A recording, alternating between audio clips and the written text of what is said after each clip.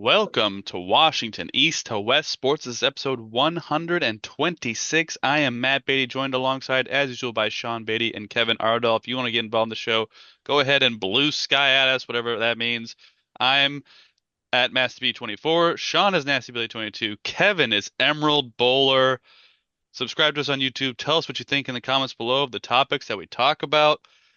It's been a while, gentlemen. It has been a while, and let's start with a sport that is officially in its off season. It is the Seattle Seahawks, and there's been a little bit of news since we were last on this podcast for the Seattle Seahawks.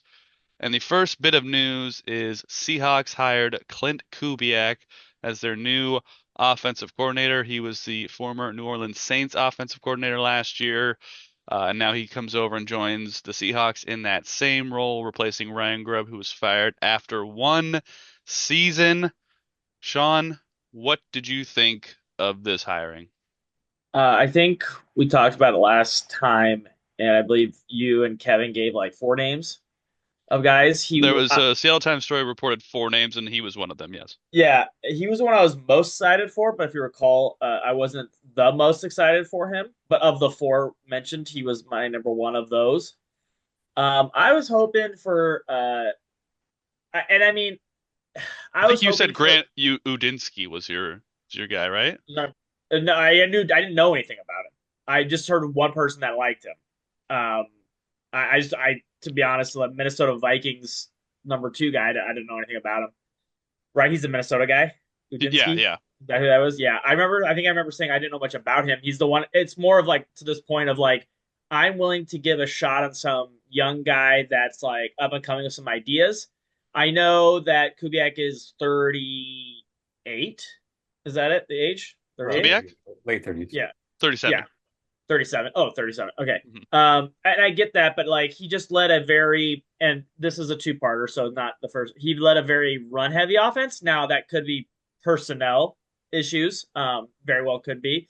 It's not like the Saints had a lot going on, firepower there, but I kind of want a modern, kind of spicy hot take. And if you swing and you miss, you swing and a miss. But I want the swing and a miss versus like the play it safe and hope the defense carries you because that's not how you're going to sustain win here. So if he proves me wrong, and not even wrong, but I just don't know what he is. Maybe if we see a Kubiak with like some weapons on offense, maybe this is what he's always wanted to be. But I just want someone who's willing to take some chances, push the envelope a little bit. And if he's that guy, then he's that guy, and I'll be all happy for it. But right now, it's an I don't know. I like ideal situation. I don't know what he had to work with in this with the Saints, what his freedom was like, or what he trusted that team to do. You know, Carr. Then he had some bunch of backups. Like, I, I can't put that on him. Maybe being run first, but I don't know what he's going to look like with a full, healthy, capable offense. So I guess it's a wait and see. It's not one that I hate, where it's like he's got a true track record of just like, nope, we're ground and pound all this.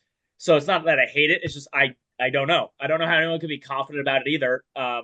There's some people that have probably heard things inside that leads them to maybe believe one way or another. I don't have access to that, but if someone's like, "Oh, he's talking about doing this and pressing this," then I'd be all for it. But I haven't heard anything yet, and we're not even at the combine, not even at the draft. Now we're a long ways to go before things start coming out about this. But I guess I'll say I am hopefully optimistic. I guess like I don't know what to expect from Kubiak's offense. I don't know what it looks like. So And before I throw it to Kevin, Grant Udinsky was hired as the offensive coordinator for the Jacksonville Jaguars in the meantime. Kevin, what did you think of this hiring? Yeah, essentially of what was available out there. This is one of your top very end guys that you probably wanted. Um, it's really hard to say too, because like as we already discussed, it doesn't really matter what you bring in if you don't address pieces, it's going to still be a hard time. Like, do I fully blame Grubb for offense? No. And also, too, I think Seahawks fans don't realize what we did with such an atrocious O-line. Like, do I think he has, I think, a little bit more experience, and then also having the family background to where he has probably better mindset of how to run the ball, especially well, like with blocking schemes and things along that line. But then if you don't have the players to do it, it doesn't really matter. So if we draft and bring people in well, free agency and draft to where like this O line improves a little bit, I think you'll see a little bit better. Now, could have the same thing been done with Grubb? Possibly. Um, yeah, unfortunately, I think Grubb got hit by the Pete Carroll curse of just not drafting good O line, and yeah, so it is what it is. Like I said, it's a known name that it has had somewhat of a success ish. Um, the running yet, as Sean mentioned, his running game is more heavily on the run. But like I said, with what you're going with Derek Carr, who hasn't really shown anything in a long time, and you have Alvin Kamara, you're Yeah, probably he has a oh history of running, but he took over the Russell Wilson, Nathaniel Hackett firing, and then right, this monstrosity. right, So he's taken over two teams midway that are just dumpster fires. So who knows? yep. Yeah. So essentially, it is it's not, I'm not upset by it by any means. I think it's a solid pick of what you had to work with. He's like I said, he's probably your top two choices of what was available this off season that you realistically could grab. Yeah, I was gonna say realistically That you could available. realistically could grab, Yeah. yes. And honestly, it just kind of I hope he brings the right thing to the table. Like essentially, what I'm hoping is that he gives a sense of like, hey, to I almost said John and Pete, God damn it, John and Like, McDonald, yeah, Mike, essentially to hey, let's go get these O-line guys. Essentially, I mean, yes, we all that's the hard part too, is because you also with Geno and the weapons that you want pass protection, but yeah. you have to have a run game. You Yeah. have to you have to have some form of run game. You just can't unless you have Patrick Mahomes. But even then, like as we saw in the Super Bowl, which we'll get to later on, even though there's certain dynamics to that too. But yeah, no. Um, you have to have some sort of a run game. It helps. It helps your quarterback, especially Geno, who's, more of a pocket guy, sitting there type of deal. Yeah. So hopefully he can help them to draft well to where we can kind of make this offense a little bit more functional. Yeah, you can't run it if you can't block it. And for Seahawks fans who are like run the ball, I'm like you can't block the run. Like you're just gonna run these two running backs into a wall of people. Yeah. It's just not gonna work. It's just running 2 yard runs over and over is just a recipe for bad offense. So I get that they wanted Grubbs to run the ball more, but you got to have a capable offensive line in order to do that, at least at a decent clip. Like I'm all for like running more than we did this year. It's just you couldn't run this year because you just couldn't block the run. Like that's just what it was. You had a better success. Look, let's just air it out 45 times and hope for the best because we can't run the ball 20 times because we're Yeah. gonna be in third and eight every time. Like we just can't do that. Yeah, I think it's a solid hire. I think when we talked last, he was probably lower on my list, but I don't think I can hold the Saints offense against him this past year, especially with Derek Carr getting hurt, Chris Olave, Rashid Shaheed, all their players happen to go down. So that's pretty rough to deal with as an offensive coordinator and what you're working with like Spencer Rattler and all that stuff coming I in. mean, let's be honest though. If the offense was healthy, I'm not sure it's great any I, either. I mean, But I'm I mean, I'm it would not definitely help. sure It would how definitely good help. it is healthy, but we Yeah, didn't get to see that. So it would definitely help. Yeah. yeah, We have so good pieces. It's just what Derek Yeah, Carr are you gonna get. I yeah, was gonna say yeah, they could probably be fine healthy. yeah. Like yeah, but they wouldn't be great either way if healthy. Yeah, So, reading the story I have on ESPN.com, the Seahawks are banking on Kubiak's strong reputation and philosophical alignment with McDonald more than his recent results. So it sounds like Mike was interested in hiring Clint because of the way he aligns with his philosophies. I would assume mostly on offense. And so I guess we'll kind of see the vision for what Mike has on offense as the head coach, but it'll be through Kubiak's system. So it's going to be interesting to see how those two work together and obviously the offense as it comes together throughout the season and who's here who's not and what the personnel is, so it'll be interesting to see how the Kubiak offense runs and well, like Kevin. don't say Kubiak offense because another Kubiak just got hired to run an offense today. But Clay Kubiak is in charge of the 49ers offense as of 4 hours ago. Oh, okay.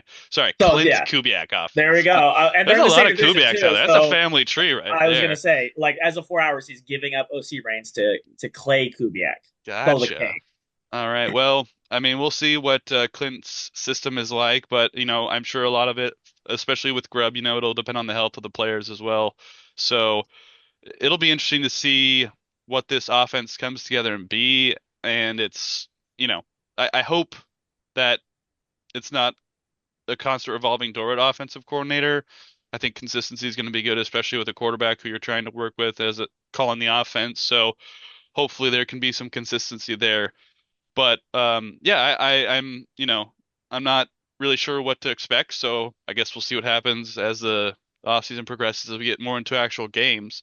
But let's move on to news that Oh, hold also, on, hold on. They sorry. also hired Greg Scruggs as their defensive line assistant coach. The 49ers did today. Wow, So that's blast a from the past. Yeah, yeah. right there. There you go, Seahawks. But I just saw that when they were saying the additions. But anyways, yeah, Wow. go. Did they let go of KJ?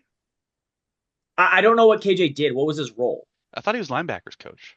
I don't see that they hired a I different think he was linebackers coach. assistant linebacker coach. This Yeah, is they did. linebacker They coach. didn't say Okay. anything about. It's just like they brought in additional people.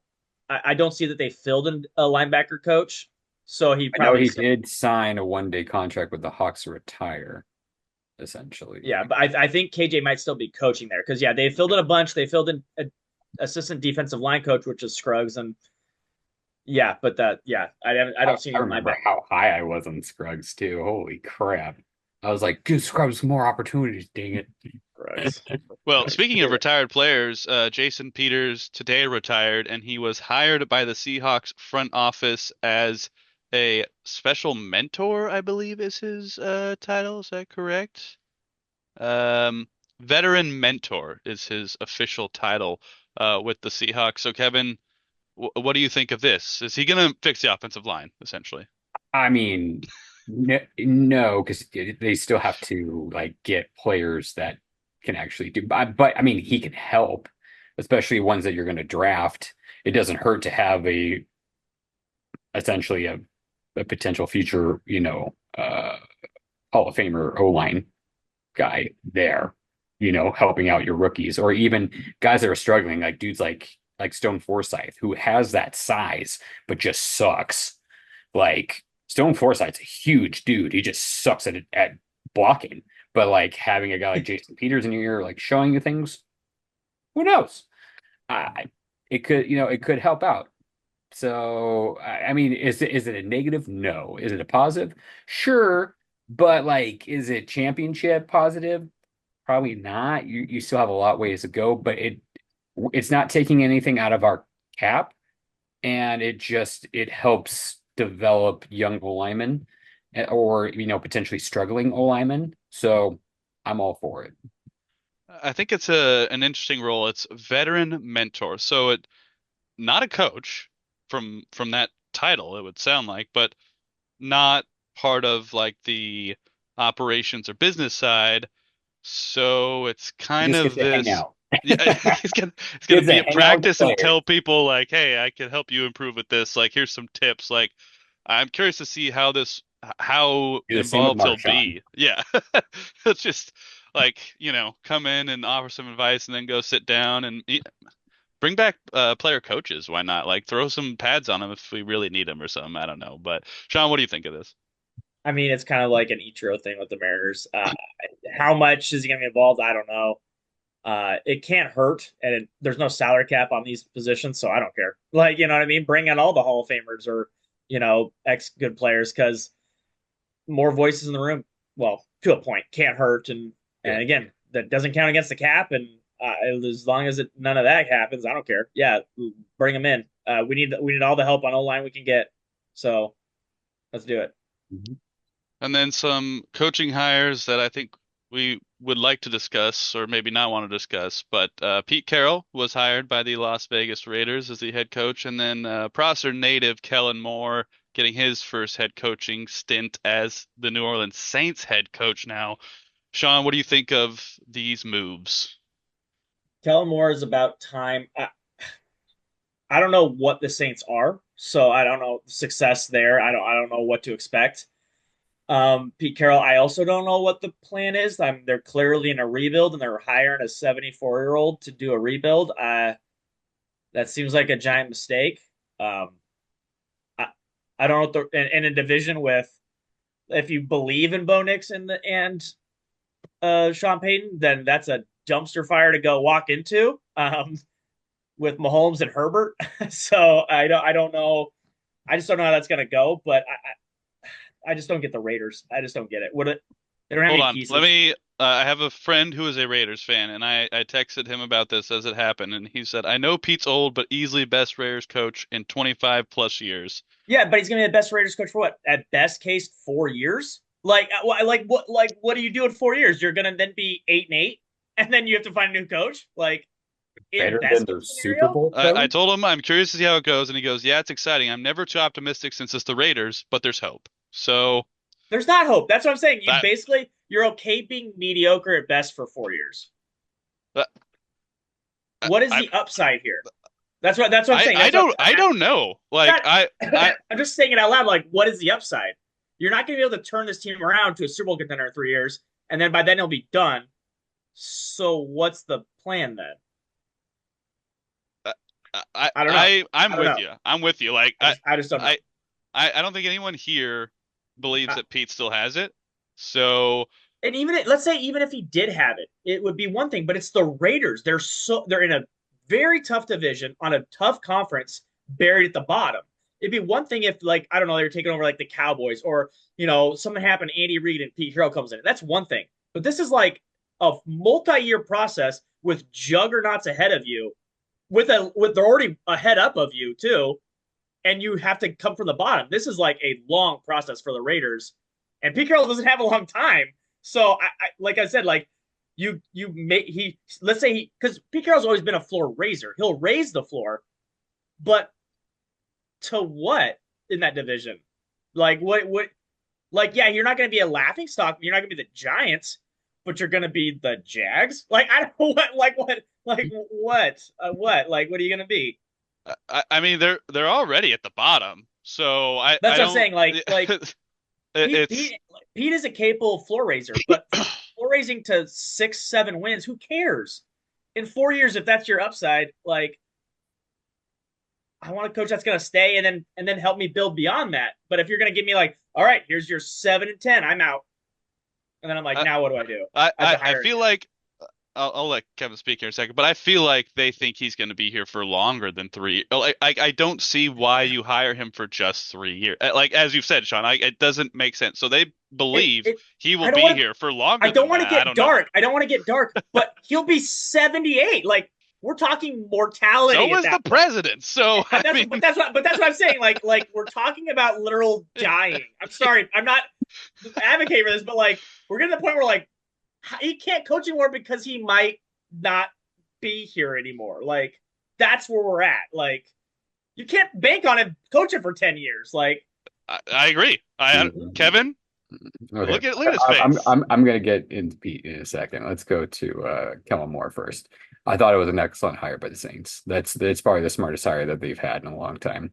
they got to It's help him. about it should have been done way long ago. The Way, Cowboys should have hired him a long time ago, yes, Yeah. not Mike yes. McCarthy. But that's That was because their owner's an idiot in Dallas. But yeah. But they did hire the Cowboys did hire the guy you wanted the I, Seahawks to I hire for OC. honestly, especially in probably the weakest division in football, Yeah. minus maybe the AFC South. Uh, AFC South, the Texans are still a capable NFL team, yes, yeah, yeah. but The other the three South are, doesn't really have one. but Yeah. but yeah, the NFC South. Yeah. Like I could see the Saints in 2 to 3 years, like being a team, like a team that you have to, you know, watch out for. Possibly even by next year, just because I believe in Kellen Moore is that good. Like if he can find a quarterback or can somehow turn Derek Carr around if they're keeping Derek Carr, because I Derek think, Carr can be yeah, he can be essentially what we have. Like he can be a guy that is going to stay in the pocket and sling it, and if he makes the right decisions, he can go for like 4,000 yards and 20 plus touchdowns and stuff like that. Plus, you still have Alvin Kamara, even though Alvin Kamara is getting older. I think you draft a running back late sometime this year, next year to kind of replace him. But it's still Alvin Kamara. Like the dude can go off. We saw what happened in the Dallas game this past year. He went ape shit on him. So You could tell me anyone in that division wins the division in 2 years, and I'd believe it. yeah. Oh yeah. Like Like the Panthers made honestly, huge I strides I with think right Young. now, even with Kellen Moore in that team, if that team stays healthy, I think they could win the division this year. Oh, but that's what I'm saying. Like you said, weakest division. That division's up for grabs. So if you get any Yeah. sort of reasonable coaching and decent QB play, you're going to win that division. And I think Kellen Moore is gonna. Yeah. I mean, I don't know what you guys think. I think he's gonna drop Derek Carr and draft a quarterback this year. I think he wants to pick his guy, and There's Derek just Carr nobody is. there. It's also not entirely his call, though. It's He's also not not the entirely his boss. call. That's true. That's He's true. not the But boss. I think it may be then like a Russell in Denver situation where he got 1 year with the new coach and then he's like, nah, I'm done with this. I'm getting Well, my own guy. also the issue is the Saints have huge cap issues True. because they True. run it very differently than other teams. So What I yeah. could see, depending, like I don't know Derek Carr's contract situation. I'd have to look at it. But The Saints now, are $47 million over the cap as of right oh now. fuck, that's great. if you cut him, it's $50 million more dollars. They're not cutting him. They can't go $100 million over the cap. Then probably not. The only what I was going to say is because like I'd be with Russell Wilson becoming a free agent, is it possible that they could be in the market for it? I think Russell is probably going to go to who I'm about to say next, which is Oakland. You just can't cut him for 2 You mean years. Vegas? Is the problem. You think Vegas Oh, is? Vegas, You think yeah. Pete is gonna reunite with Russ in Vegas? I highly suspect it. He's going to go old school. And honestly, I wouldn't blame Russ because it's something familiar. He's probably going to get. I don't. People have even been saying that they might go for Lockett if Lockett gets cut with us. You have a familiarity, and Lockett's still good. He can still be a number 2 guy. Like, well, the Raiders need a Russell and a Lockett. Obviously, yeah. he's upgrades over. They're both upgrades over. Yeah, they're both upgrades. Yeah. To where it's serviceable. And honestly, Bobby's a free agent after this year. I think Washington resigns Bobby, but having Pete back in Vegas, Pete might have the favorite of be like, hey, come play for me, like type of deal. The Raiders do got $100 million in cap space. I mean, Kevin might be onto something. What I like, I said this before they hired Pete. I thought they were gonna hire Dion and draft Shador. I still think they might draft Shador. I think that might be a real possibility and go I don't know that the draft route. order. What's the draft order even? I think they're like Titans 7, have something number like 1. that. Titans are either going to grab a quarterback or they're going to trade back. But they still don't know what they're doing as of today. The draft is going to be interesting because there's like there's teams who could draft a quarterback, but they don't necessarily. They're too low. They're too low right now to draft either of the two guys. They're going to have to go up to the top 3 or 4. Right. If you're the Titans, though, you need a draft. I mean, you're probably not going to get. You don't want to get back to this position ever again. You don't want to be a first round pick, you number 1 overall pick ever again. You have to go get a quarterback. Titans, Browns, Giants all need a quarterback. The Jets are below you. They need a quarterback. Yeah. And they could go above you. I think the 2 quarterbacks there's projected. But there's only 2 that are really probably going to get drafted at that. I think they're going to the Titans and to the Giants. There's 3 teams above them already that need quarterbacks, and 1 below them that desperately needs a quarterback. So the Raiders are gonna have to move up to get a quarterback. I especially with how much, like you said, they have so much cap money to give. Yeah. I think Russell becomes a Raider. I think that's the smartest thing, actually, Kevin, because I don't think either of these guys are dudes, and I think getting a 1 or 2 year filler on Russell while you find your guy. Because their goal isn't to win the Super Bowl this year. It's to just raise the floor. Russell raise your floor. Just raise your floor for a couple years and then find your guy. So to drafting Pete overall. But then Pete's 78 and then what? What? Then we get back to the why draft and hire him in the first place. I'm going to get to that. So as everybody knows in this podcast, I am the biggest Pete hater. No, I don't hate Pete. Pete got us a Super Bowl win. You may be more outdated, you thought. I will always love Pete. Pete got outdated. Yes. And I wanted him fired sooner. People can learn. He did learn when he got fired from the Jets to going to USC. So he can learn. Will he at his age? It's tough. But what I'm going to say to Sean's point of why do it is that, and you can quote me on this, Pete Carroll is the Ric Flair of NFL. He He's wants to gonna die in the die ring. on the field. Yes, he wants to die on the field. He will coach until he dies. I mean, I mean, we saw it. Like he could have just run off to the sunset. He would have been fine. I do Like, agree with you. Yeah, but I think you're he right. loves to coach. Yeah. And like, if I'm his wife, I'm like, what the fuck? Like, you don't want to spend time with me and retire with me and just go wherever the fuck? But Nope. like, apparently not. Like this you dude gave is her deuces. addicted to coaching. Like, He is geez. absolutely addicted to the game, which is for, I mean, for your team, that's a good thing, but it's just whether Pete Carroll can learn from his mistakes or not. And I will say that he probably will learn some of it, but not all. He's probably going to learn 20% is the cap, is what I see. Does he raise the floor for them? Yes, because he is a former Super Bowl winning coach. He can make a decent defense, but in NFL is but with the NFL shifting a little bit because it's not the NFL is not what it was in 2020. The NFL is now going back to a little bit more essentially like finding a running quarterback slash running back duo that's really crazy, but also can throw the ball, kind of like what you saw in Philly or you see with Lamar Jackson. You're seeing more of a power running game, a tricky power running game, essentially, but that also adds airing the ball out. It makes the game more dynamic. So having a guy like Russell who technically can do that still, I mean, is it to the degree of what Lamar, Mahomes, and like But and if that's what you want, why don't they just go Justin Fields? because Steelers have Justin Fields. No, he's a free No, agent, isn't he? he's a free agent. Yeah. Yeah. I think the plan is that they're going to resign Justin Fields. The Steelers plan to resign Justin Fields. I I think Russ might be more apt to re-sign with the I was gonna Steelers. say, I So think I Steelers don't are know. more happy That's with Russ Everything than that I have seen is that they're planning to let him go. I Which think neither. I To was be honest, I think very neither are shocked. I was very shocked that I saw that, which I was like, what the fuck? I'm like, he got you to the like there. Like, I don't understand. I don't think either are with the Steelers next year, but I think the Steelers would be more safe with Russell Yes. Oh than no, Fields. I fully agree. It's just depending on what the organization was. Like everything I'm seeing online now, it could be totally false. Like Russell could stay. Who knows? And then if you're then you do go for Justin Fields if you're Pete. But um Pete could make this team what he did with the Seahawks. He can make them a 500 team. Yeah, in I six think years, in 6 years maybe. I think the Pete hire was mainly to keep the defensive players happy, like your Wilkins, your Max Crosby's. I think your Jonathan Abrams, and I mean, it's just like But the Antonio Pierce Max hire. Crosby's like their one defensive here's player the that they Exactly. thing. have. That's Like, why they kept him happy, so he doesn't want to request a trade and leave. Here's the difference though with Pete now is that Pete is not president of football operations yeah, for Vegas. but He is the that's head also coach. not a good thing because their president is not. I mean, this roster, Kevin, Oh, I is. know. That's not they need a new GM. That's what they do. Yeah, They yeah. do need a new GM. And if they get a new GM, they're Pete okay. Pete did help hire John, so maybe I mean maybe there's something there, and they want to bring it if this is like the guys last year, and they want to like But last hurrah and have you Pete need a help hire the next GM.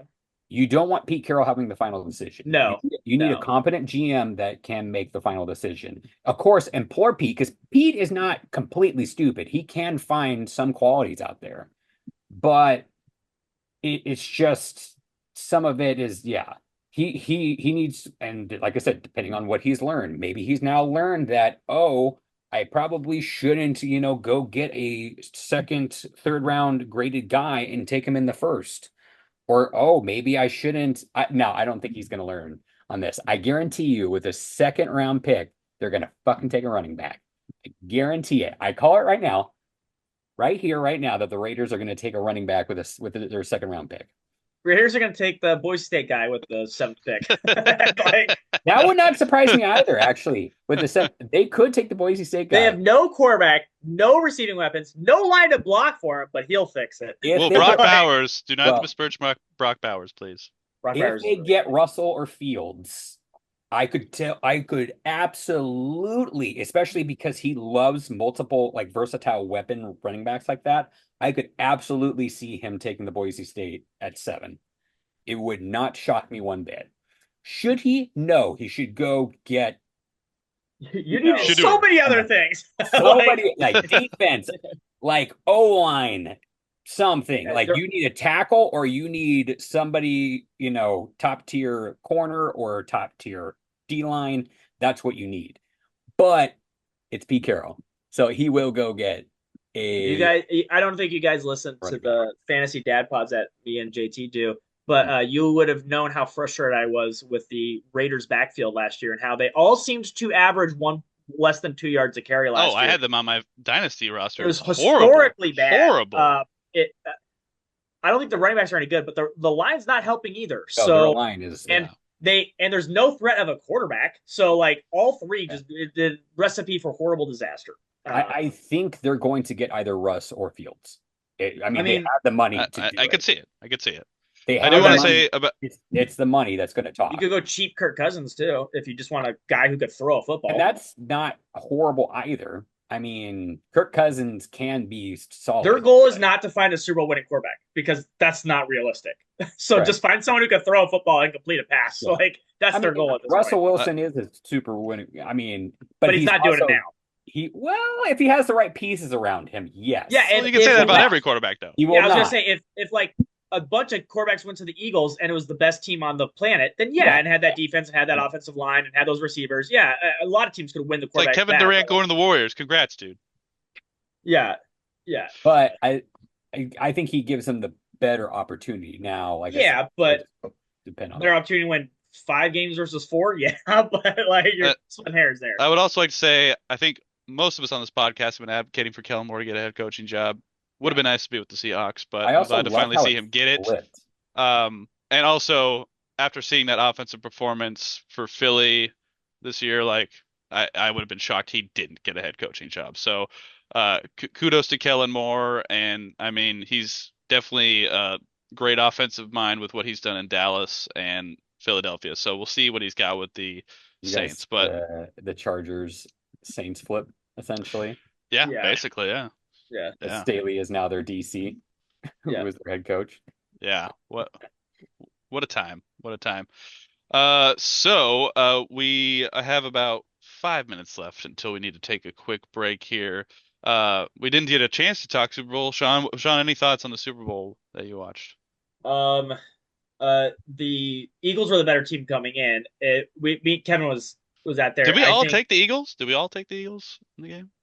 I don't I know Uh, you did, Sean. I don't know if we did Super Bowl predictions. Well, I mean, yeah, me and Matthew are in a picks. I picked the Eagles. Yeah, I took the Eagles yeah, plus 1.5 I at took the the casino. Eagles as well. Yeah, they were the better team, and I think they were the better team, and everything went right and wrong for that's how we got here.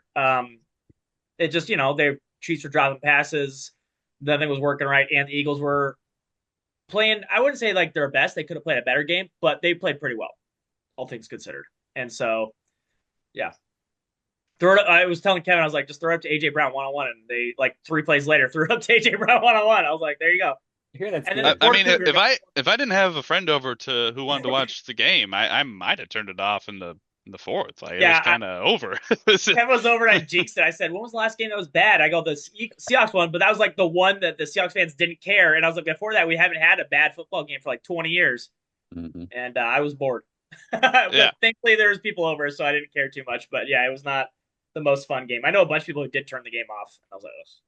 Yeah, I mean, I know quite a few people. One coworker who was an Eagles fan was like, "That was the greatest thing I've ever watched." I'm like, "Yeah, that sounds like when I watched the Seahawks in the Super Bowl." Yeah, it sounds about But right. other than So. Eagles fans, I think, I was like, how are you not entertained when you get to watch a god bleed?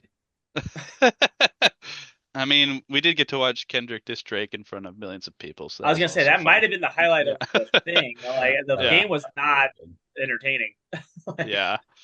So, kudos to the Eagles and kudos to Kellen Moore for getting that Super Bowl before he rode off into the sunset, so to speak, actually, he just stayed in New Orleans. He was down there and he's like, yeah, I'm just going to stay here, hang out on Bourbon Street and then go to my coaching job over here. So kudos to Kellen Moore. Let us know what you thought of the hires of Seahawks hiring Clint Kubiak. Go ahead and blue sky at us. I am at MassB24. Kevin is at Emerald Bowler. Sean is at NastyBilly22. Subscribe to us on YouTube. Tell us what you think in the comments below. We're going to take a quick break and we're going to come back with a team that's getting ready to play, the Seattle Mariners. Stick with us.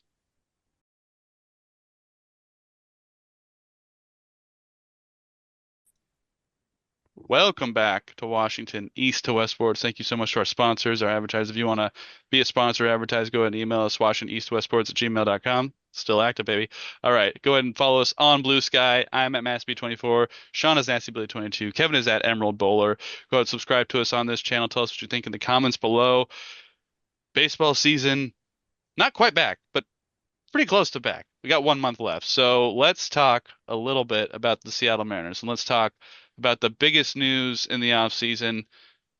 No, I'm not going to start with that. I'm not going to start with Ichiro. I'm going to start with Jorge Polanco is coming back to the Seattle Mariners on a 1 year deal worth $7.75 million. The deal includes a vesting option for 2026 that is based on plate appearances, according to The Athletic, which first reported the agreement.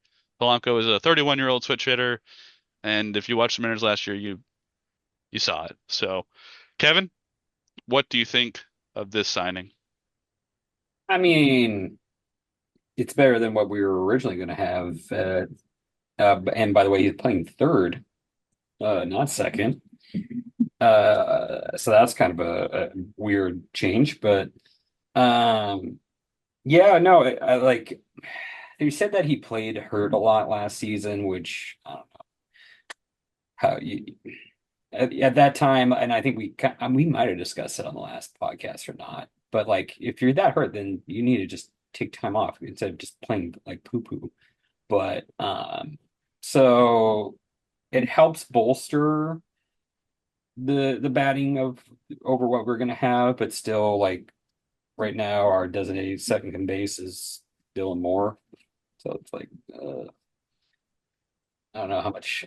So I mean, it's better than what we were going to go in without him. And essentially, we have people down below that will eventually come up and take third over the next probably 2 seasons. Um, but all in all, I like it. Like I said, it helps bolster the offense. We'll see how he does at third. Sean, what do you think? Um, yeah, he's better than what we were going to run out there. That's for sure. I think him and Garver, they're hoping for bounce backs, back to their previous 3 year averages.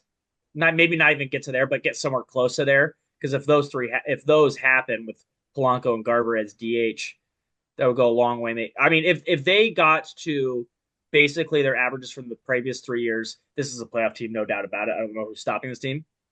Now, will they do that? No, but can you just get close and get us in the ballpark? Because that'd be great. And yeah, I mean, what I've liked, like, some stud third baseman, Jose Ramirez, traded for him, sure. But all things considered and all moves that were made this offseason, he's probably the best. You're in this situation because you didn't make a move the last 2 years at third. It is what it is. And Kevin, to your point, Dylan Moore, I think Dylan Moore is holding the spot till some guy named Cole Young comes up and takes his job.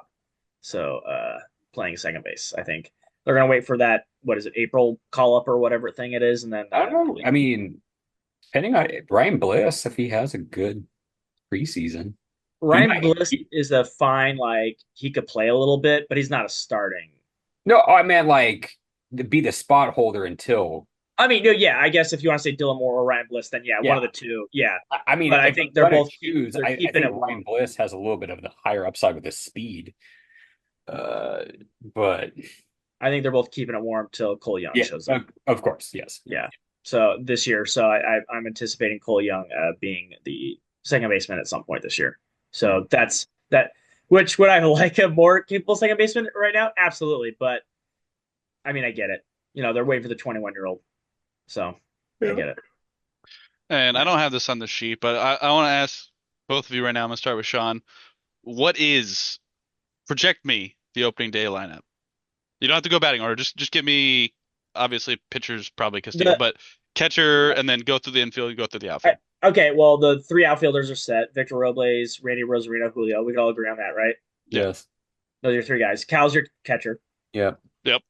JP's your shortstop. Yep. Yep. Jorge Polanco's your third. They stated that. Yeah.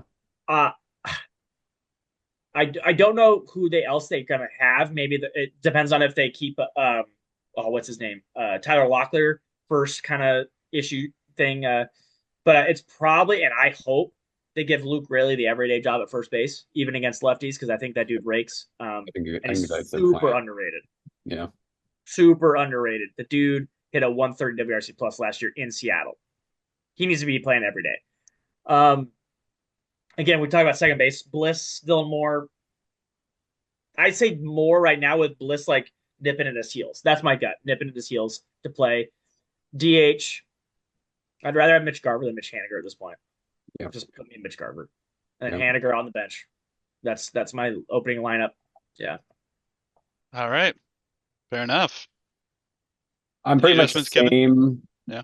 Yeah. You could probably have Platoon at second too, depending on because you know that Dylan Moore can play other positions if people need like a day off. Like Dylan Moore can play shortstop, he can play third. If But you yeah, but like starting, those are your starters yes, yeah. every day. Yeah. And then, I, yeah. I I think if Bliss has a good enough, like I said, he could be on the starting rotate bench, like you switch Yeah. in, like essentially between the two at second. And then, like I said, Good. Yeah. Luke really is probably your starting first baseman, and he should be. Um, and then yeah, everything else sounds about right. Haniger, yeah, depending. He's Shoot, just been so bad. That's honestly, just I rather send Haniger down to AAA and then you can't. He doesn't have any. So you're basically cutting him, and then the Mariners are going to eat it. Unfortunately, I mean, I would love it. That's my ideal, but like, what are they gonna do? Is not going to be that. Yeah, because you also have the guy you got from the Giants. Solano. Yeah. He's gonna be. Yeah, he's gonna be like their bench guy. Yeah. Mhm. All So right. Well, get ready for some baseball. Let's talk about baseball that isn't actually happening, but was voted on recently. Ichiro Suzuki is the first Japanese-born player elected to the National Baseball Hall of Fame, along with this class being CC Sabathia and Billy Wagner. Ichiro got 393 of 394 votes for the Hall of Fame. He would have joined Yankees great Mariano Rivera as the only unanimous selection. Derek Jeter also got this. I think that was what was Griffey's? He was like what, four off or something like that. I Something don't like that. understand. Yeah. Um, Three. yeah. So uh, I'm curious what you guys think, but I'm gonna start because back when Sean and I were growing up, this was like the shit when Ichiro came over. I mean, I had Ichiro sweatbands on both my wrists when Ichiro came over, and that 2001 season was arguably one of the best seasons arguably the best season as a Mariner fan you're ever gonna have. So it's I think it's great that Ichiro is getting this recognition. I believe he was quoted as saying he wants to take that one voter out to dinner and just see what his reasoning was because I'm just curious what the reasoning is behind the only one unanimous selection. Like, It's old Jeter. timer. No one could be 100%. If Babe Ruth wasn't 100, no one else could. It's just so Yeah, stupid. yeah, yeah. So it's ridiculous, but for all the years that Ichiro played for us in right field, like it was a pleasure to watch him play the game. And when we and Sean went to the All-Star game in 2001 to watch batting practice, like dude is just cranking him in batting practice. And Ichiro had like I don't know what you guys will call it, a sneaky good power. Like he definitely had some power to his bat, but that was not his game. He just put the ball in play. He got on base and just arguably one of the greatest leadoff hitters of all time. Like it's just he was such a good player. It's a shame that the Mariners couldn't get him any further than they did in that 2001 season.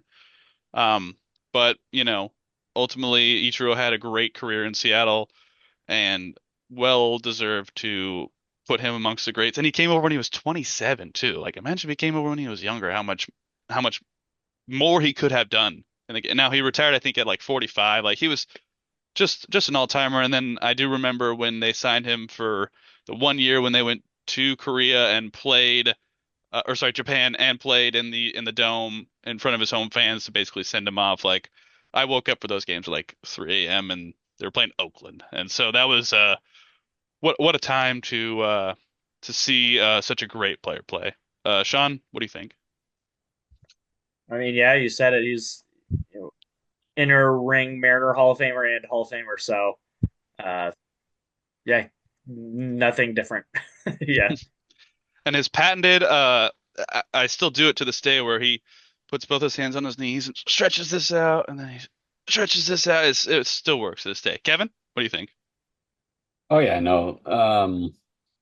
Watching him growing up was definitely it's what made it interesting, essentially. Well, I mean, of course, other things like Mike Cameron too, but um, Jamie Moyer stuff like that. But it was, yeah, it definitely after like the '95 season, of course, the 2001 season kind of comes to mind probably the most, other than when Griffey came back in '03 or '04.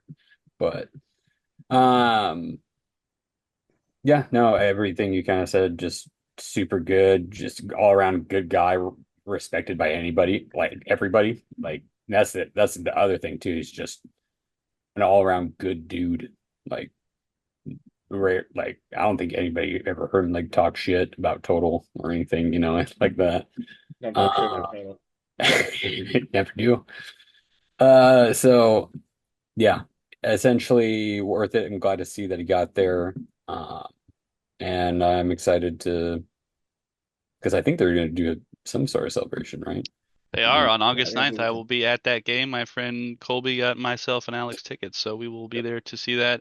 And I do want to mention one thing. I think the play that always sticks out when, like, Ichiro arrived was that throw from right field. I believe he was in Oakland and threw that dude out. That's when everybody was like, "Whoa, this Who'd he dude." throw out?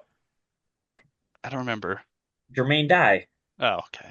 or was it Terrence Long? I think it was Jermaine I Dye. think I think you're right. I think it was Jermaine Dye. yeah. But anyway, congratulations to Ichiro, and I do have to say it did suck to see him in a Yankees uniform at one point, but I get it. I get it. So, um, but let's talk a little bit about spring training. It has begun. I'm not sure if you guys have been paying attention at all, and I don't put too much stock into spring training or preseason in general, but I did want to share something. I don't get on X that much anymore, but when I opened it up, I did see Lazaro Montez with a certified blast. So I'm pretty sure you guys have seen this as well, but it's still beautiful to watch him just launch this ball to deep center field. So, any observations by either of you this spring training that that you think are going to make a difference? Sean? Well, I don't know if they make a difference, but the young kids, and I mean like kids like 20-year-old and under, they're showing up. Like the kids are coming to play, and so not just him, but I think all of them, Colt Emerson, Ty Pete, all the guys who are healthy have been showing up and at least gotten hits in every game. Harry Ford's got a couple of hits, Cole Young. So it's been good to see. I mean, I don't care what Julio's going to be playing center field opening day. I don't care what he does. Just don't get hurt. Get your reps in. But the young kids are showing like, you can't just throw us junk up there and get it past us. We're going to take you deep. So I'm glad to see that. Kevin? Anything on your end? That essentially kind of to add on to, even though it is spring training, so I don't take a whole lot from it because people are like working on stuff, but the number one thing that we wanted to see get better so far has, which is the hitting. Like we're putting runs on the board. Like, I mean, we've had multiple 10 plus run, 3 10 plus run games so far. One we Yeah. lost. Because today, yesterday, and then like Saturday or Friday, the one that we lost to the Angels by one, it was like 12-11. Um, so they're putting runs on the board. That's a good thing. Um, Pitching wise, it's so hard. You like I think Sean shared it the other day about like people freaking out over like one inning worth of like Yeah. It's more it's of like the advanced like the movement on the pitches and everything like that versus like yeah for so Matthew I shared a a relief pitcher we got from the Reds just as like a throwaway and they're just like they've already been tweaking his stuff and showing like wow his stuff's like a lot better since he's just been with the Mariners for just like a month mm. or so like yeah What oh and Munoz and Logan Gilbert have new pitches and they're both apparently disgusting so yeah yeah um so essentially and most of the time for spring training too it's people to just work on new things like getting those things down essentially and like trying other new things and just getting the group like just getting reps in so like I'm not worried about that at all because yeah people are like oh well, they've given up a lot of runs too I'm like I don't give a crap right now I'm like the main concern I have is bats yeah now you're seeing it like Sean said from a lot of the younger guys um which is a good sign but also at the same time, too, you also want to see main roster dudes like get there as well. Which I mean, like I said, I just want them getting at bats. I don't want them to get hurt because they're gonna I know that Julio's gonna be Julio and all these things. Just get your at bats, get your rhythm, whatever you got to do because the stats for those guys don't matter.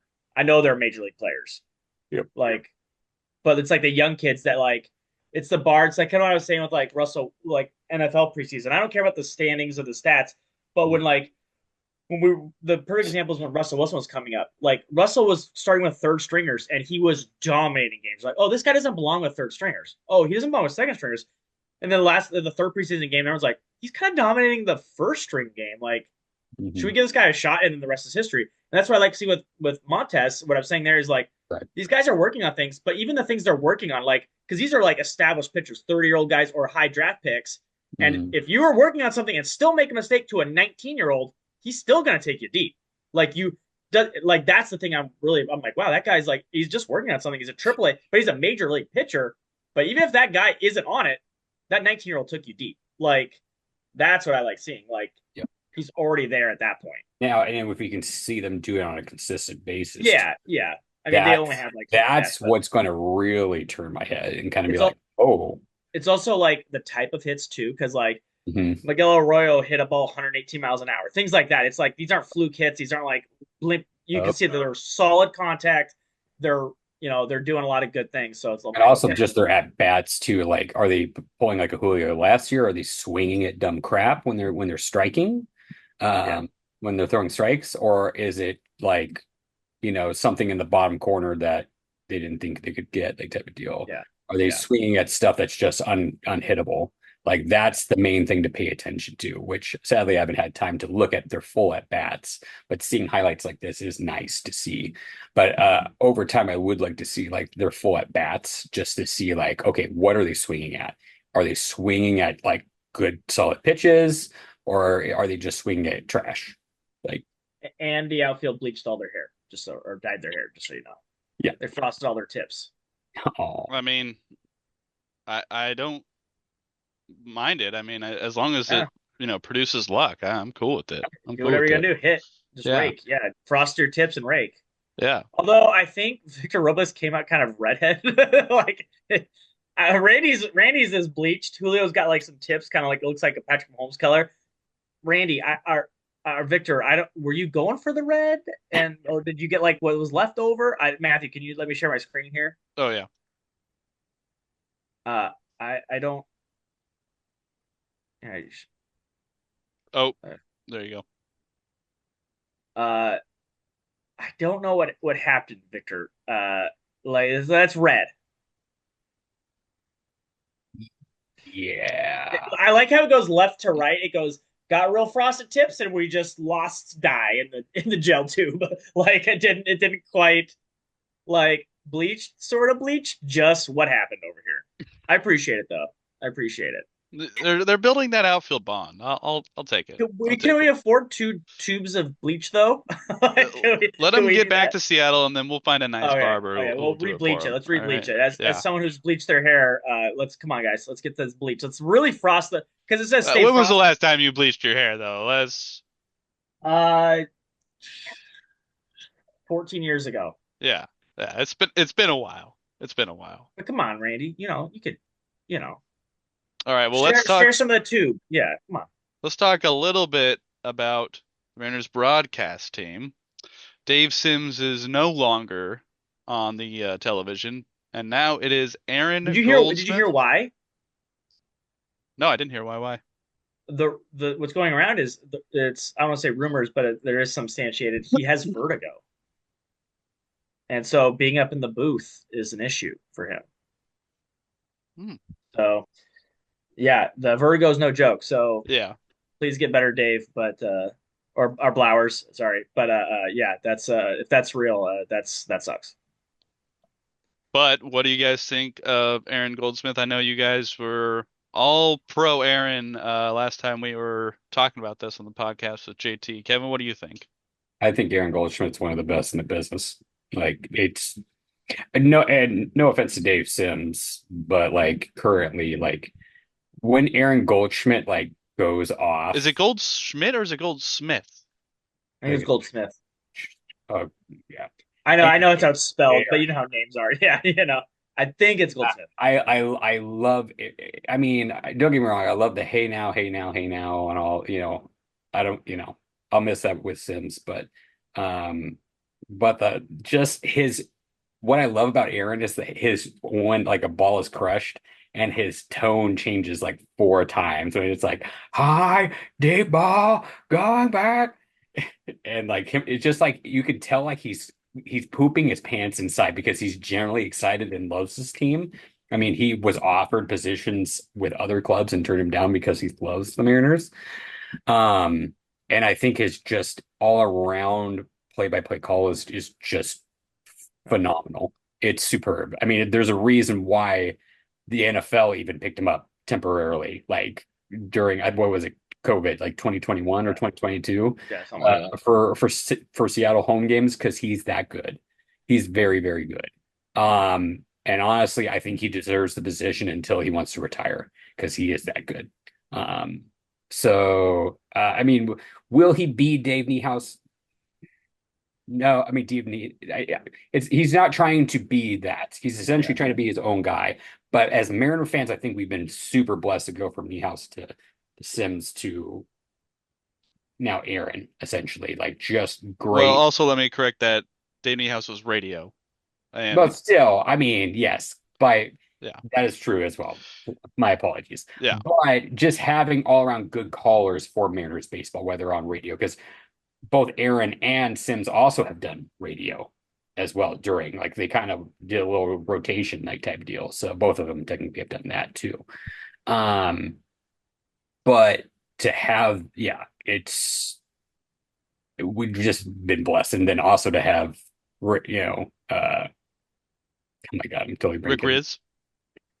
Well, yeah, Rick Riz. I don't mind Rick Riz. I think he's solid. No, I was gonna say for the Seahawks to have Steve for Rabel. Steve Rabel on the radio call. Yeah.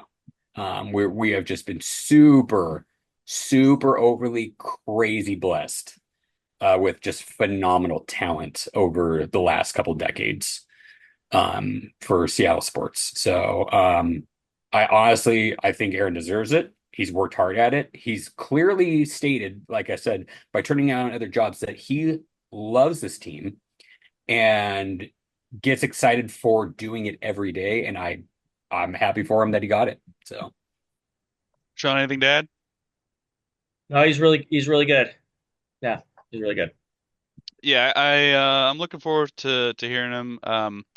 As Kevin mentioned, we have had some very good broadcasters up here in Seattle, and obviously we had Dave Niehaus, and radio's a little bit different because you're painting the picture because people can't see what they're listening to. So you have to be able to kind of describe what's going on and tell people the scene of what's happening. TV's a little bit different, mainly you're not necessarily telling people what's happening because they can see it on the screen. You're more of adding different things to the broadcast, like knowledge and like obviously you've got to fill some time between some pitches and stuff like that. So that's where your kind of ability to broadcast and tell a story or even just have fun on the broadcast is something that not every broadcast team has, and it's good that the Mariners are keeping somebody who clearly has the ability to not only tell you what is happening on the field with their play-by-play, but also the ability to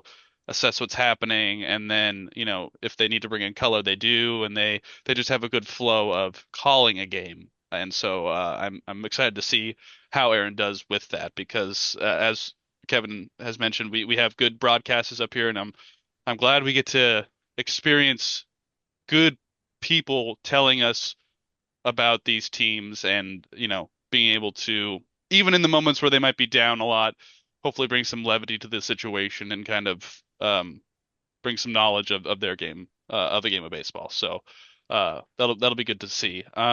Let's talk a little bit about balls and strikes challenge system. So this is just being done during spring training right now.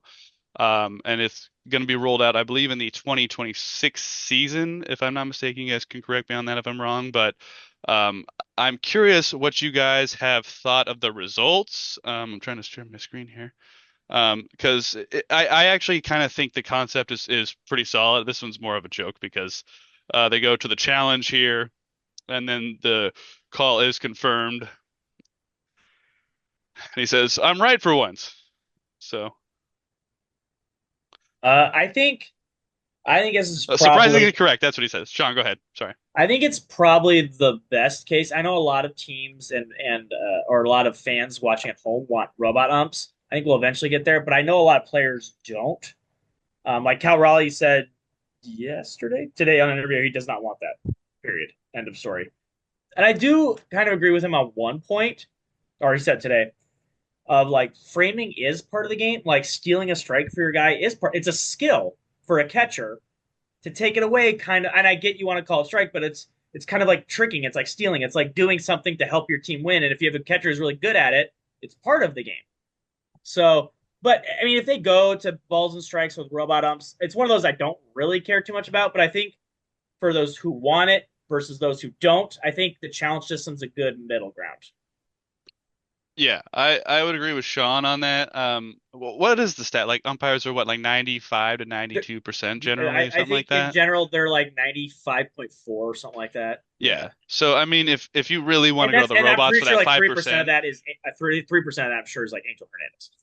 yeah. So I'm sure he I drags believe a pretty JT high. actually sent that to me as well. That's when he Yeah. sent me something like that. So Yeah. So yeah. So I think this is a solid middle ground because being able to challenge it at the very least gives.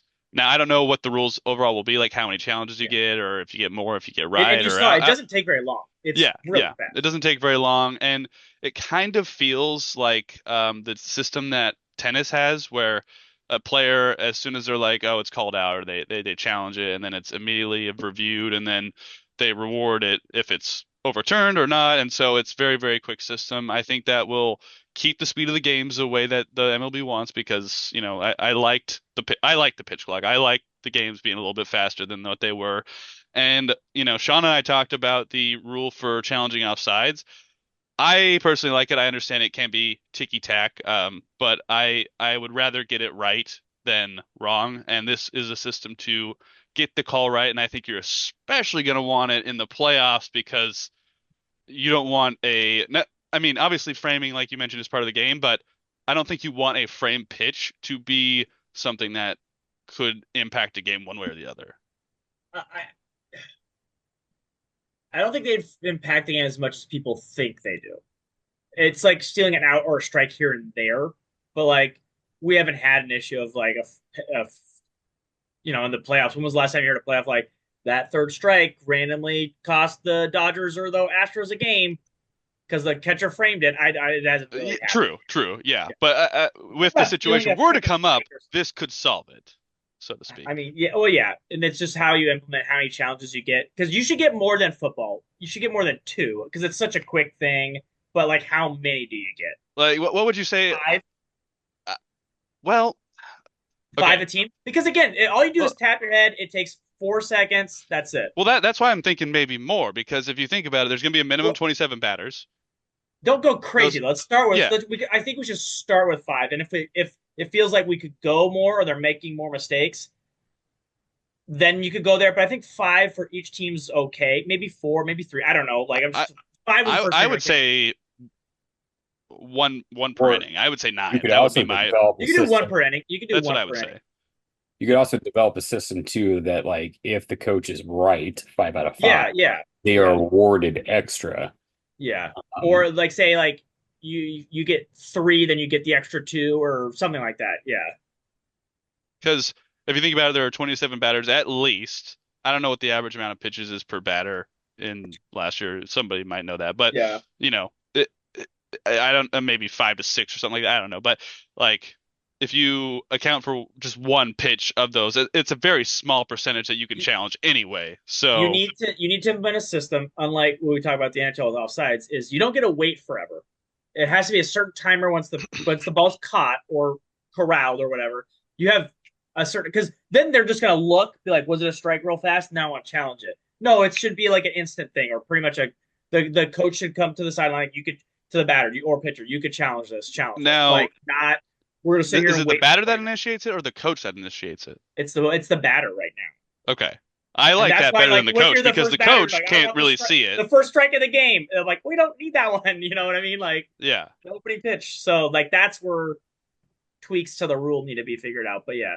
And I think batters want it more so because I'm sure there have been many games where players Well, have have you been have upset with the you call, and I think we could just solve that right there. well have you So seen some of them though? Like, there was one that was called the very first one, or no, it was the second one that was called in spring training, and the batter was like not a strike, and because it's a 3D image, and that's what people don't understand, it barely nicked. I mean, like this much of the baseball got the strike zone. It's like it's a strike, and I'm like, you're not gonna. I don't think a lot of the batters are gonna like it as much as they think they do because more things are strikes because they're moving so fast. There's so much movement on these. It's all about RPMs, baby, and it's just they move so fast. Like, yeah, and yeah. and The guy it was like, "What?" And it was just, it was. I mean, it was like a millimeter of the strike zone was caught. He's like, "It's a strike."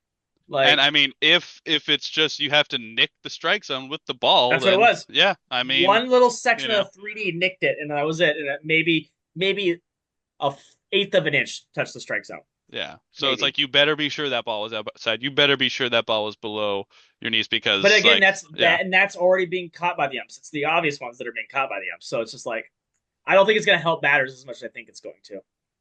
Kevin, any thoughts on this automated system? I think it's definitely worth testing. Like I said, it's just developing like the amount that is allotted to Yeah. teams during a game. But I mean, with it being so quick, I think you could go higher end, um, to where you're allotted, yeah, one essentially like one an inning or One in more. inning seems like a lot though at But if first. it's so fast, I don't like if it's so fast, then one per inning If doesn't sound like it much. only lasts 5, 10 seconds, that's not Yeah. bad. So My thought is like so the opposite, Kevin. Let's say you get three right, you get your next two, or whatever the bonus is. If you get three wrong, extra I think strike. he correct. okay, yeah, So you just if yeah, you got two wrong already, I don't really want to use that one because it was strike one. I get this wrong and I get the next one wrong. I'm out. Like Hmm. okay. I mean, I like that because then like you so we're gotta not be just like constantly yeah, spamming this thing over and over and yeah, over. Like yeah, you get X number wrong, you're also punished. Like because you're wasting kind of our time. You've been yeah, wrong, eight times in 8 innings. What are we doing yeah. here? Like stop challenging this crap. Like And I think there could be at the end of games just to try and like keep the batter alive, they'll throw a yeah, challenge even I if don't it's want to not avoid that. even I don't a want to like keep question. challenging Yeah, everything. yeah, Like I get nine isn't bad, like you said, Matthew. If you could use one per inning, you can't save all nine. You yeah, have to use one per inning. yeah. And if you don't Maybe use the it, it's ninth inning, gone. maybe in It's the gone. ninth inning you get two because it's when the game comes down to it or something like that. But like Yeah, nothing crazy. yeah, yeah. I would agree. Maybe that's it. Actually, nice round 10. One every inning. Last inning you get two. It's like the 10th frame in bowling, as Kevin knows. You get an extra one if you happen to get a strike or a spare. So Correct. yeah. All right. Well, let us know what you think of the Jorge Polanco deal, Ichiro being elected to the Hall of Fame, and the balls and strikes challenge system. Go ahead and blue sky at us. I'm at Master B24. Sean is at Nasty Billy 22. Kevin is at Emerald Bowler. Go ahead and subscribe to us. Tell us what you think in the comments below. Coming up soon, we're gonna have to do our baseball preview episode. We're gonna have to get JT back on this podcast. And we're gonna have to let you know how the Mariners gonna do. And gotta be honest, I haven't really thought about it that much. So I guess I gotta come up with some predictions at some point here soon. But March 27th is the opening day for the Mariners, so we've got a little bit of time, but not that much time. And with that, we will see you next time on Washington East to West Sports. Bring back our Sonics.